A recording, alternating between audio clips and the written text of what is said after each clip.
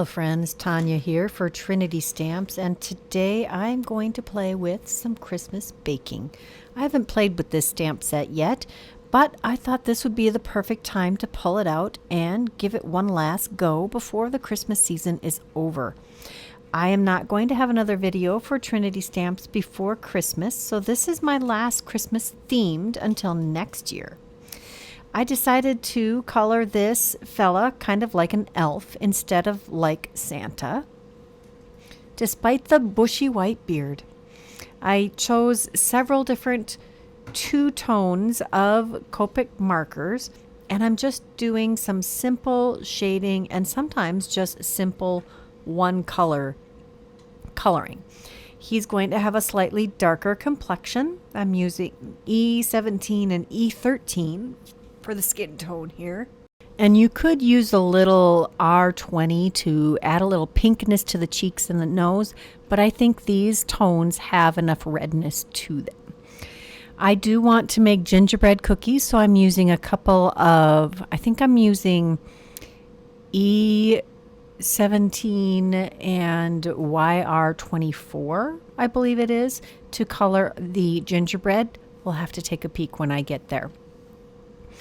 I did not do much holiday baking this year because we decided to go on a vacation with my brother the beginning of December. In fact, when this video goes live, I will be in the beautiful tropics of the Caribbean, and I won't regret it.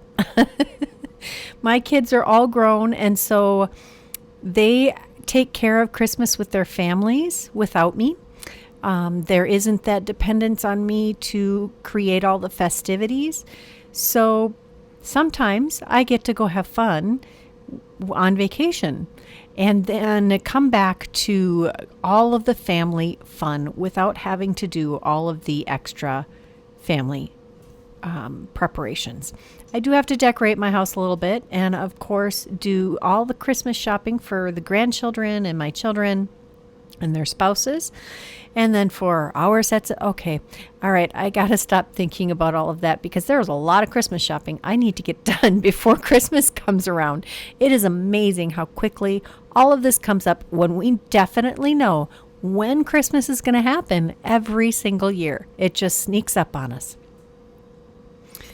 I do enjoy finding presents that fit the person that is going to receive it. I really don't like giving just generic presents unless it's a gift card, because you can always pick what you want with a gift card. Now this stamp set I think is perfect for adding tags to all of those cookie shares or exchanges that you might be participating in. I haven't done one in a long time simply because I don't want all of those extra cookies in my house because I will eat them. I don't have my horde of children who would devour all of the sweets like a what do they call them? The locusts, the swarm of locusts. Yeah, that's what it was like when I had anything yummy in the kitchen. The family would just devour them. They wouldn't last more than 24 hours. But at one point, there were 8 teenagers. Yes, 8 living in my home. That's a lot of hungry, high metabolism beings to have in one space. I would love to hear some of all of your great stories when it comes to Christmas and kids and food. There is a quick look at the completely colored image. I am going to stick it back in the Misty to crisp up the stamping. I really like to do this, but it's always a little nerve-wracking when you put it in, line it up, and put that stamp down. Sometimes you can have it all lined up and it still gets a wiggle, and then, oh, it's heartbreaking.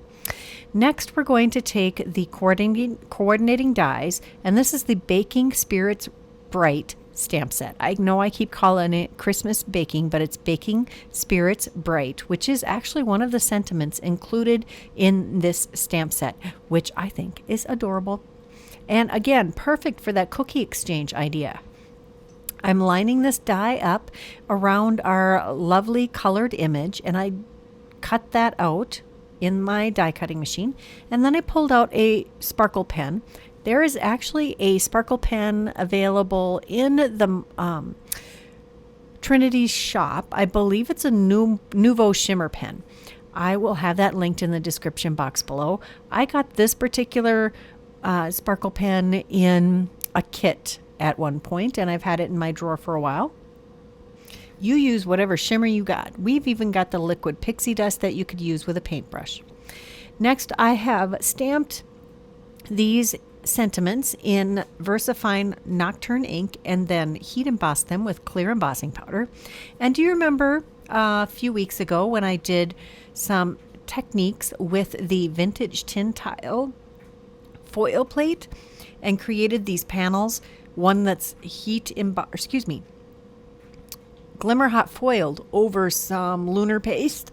And then I did another panel that I used the lunar paste again and then embossed with the vintage tin tile foiling plate.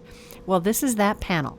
This is a 5x7 card, and I have two panels that are cut to, I think the gold shimmer paper is cut to 4 3/4 by 4.5 by 6.5, and the other panel is 6 1/4 by 4 1/4, and I adhered those to the front of the card. Next, I took one of these Ruby Radiance packs of rhinestones that come in, I think there's 4 different sizes in here. Well, I'm only using one of these sizes. It is the second from the smallest.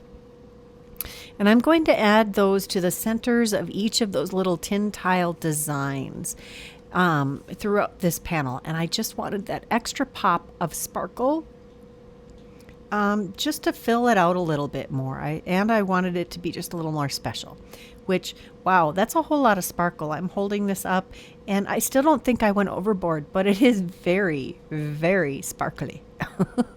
Anything Christmassy should be super sparkly. I'm trying to tuck this one rhinestone under the wire whip, and I have to pull up on our image piece a little bit. I had already adhered this onto the card base, and I had added an extra layer of cardstock behind the main image and behind the sentiment to make those stand up just a little bit. We have, oh gosh, let me see if I can count these just for snickers and giggles. 1, 2, 3, 4, 5, 6, 7, 8, 9, 10, 11, 12, 13, 14, 15, 16, 17, 18, 19, 20. 20 gems, all the same size.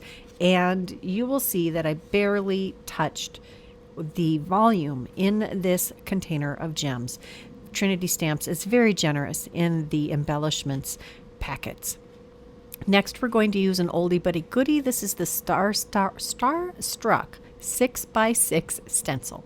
I wanted there to be a continuation to the inside of the card, and since there is a star cookie and I have this star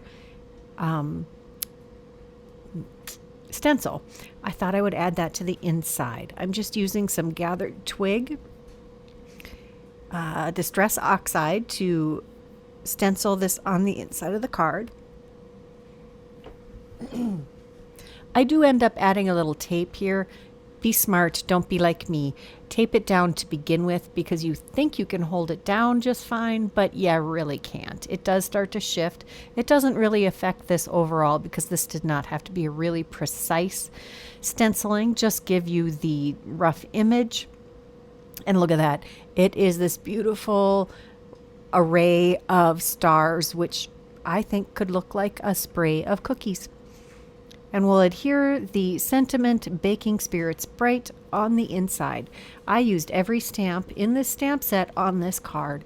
On the front it says Christmas spice and everything nice, and inside it says Baking Spirits Bright. Next we're going to do some spritzing with a distressed mica stain, and this is the Wicked Elixir. I believe this is still available in the Trinity shop. This is one of the Halloween colors, but I love this green. It is such a nice pure green. And I totally covered a piece of 5.5 by 8.5 inch cardstock. Next, we're going to use the Slimline Tags, and I'm using the second to smallest die, and I'm going to cut it twice. So I have a front and a back for our tag. Now this would work perfect on that idea for cookie exchange. Now I've lined up one of my tags over the vintage tin tile, and we're using this to dry emboss again. I think this looks just stunning. Now I only did this on one of the tags that we're going to glue back to back because it would be really hard to write a message or a to and from on that texture. But I wanted it to have a finished look and not have a white back that may or may not be smudged from the Distress Mica stain. So now we're going to adhere an extra piece of cardstock on the back of our colored and die cut elf. I did color another one, and this time I left the red off of the hat, and I kept things just a little more simple. This one took me about half the time as the other one to color, and I think it still looks great. We'll adhere that to the front of this tag, and we'll take the shorter sentiment and add that right below it. I am using a little bit of extra dimension on the back of this. We'll adhere that right below our cute little guy. Put a heavyweight block on top of that to get those all to adhere nicely, especially since there is some texture here. Use some red striped baker's twine from my stash to add our tag top. And that is the second project. I hope you find this useful. I wonder if you even have any, well, I suppose the 16th of December, you probably do have some cookie exchanges happening. I hope you enjoyed this video. I really had a lot of fun doing this quick before I left on my trip. If you did, please give this video a thumbs up. Make sure you subscribe to this channel. Leave me a comment. I would love to hear from you. And check that description box below for the products that I used today. Until next time, here are a couple more videos I thought you might enjoy. Bye-bye.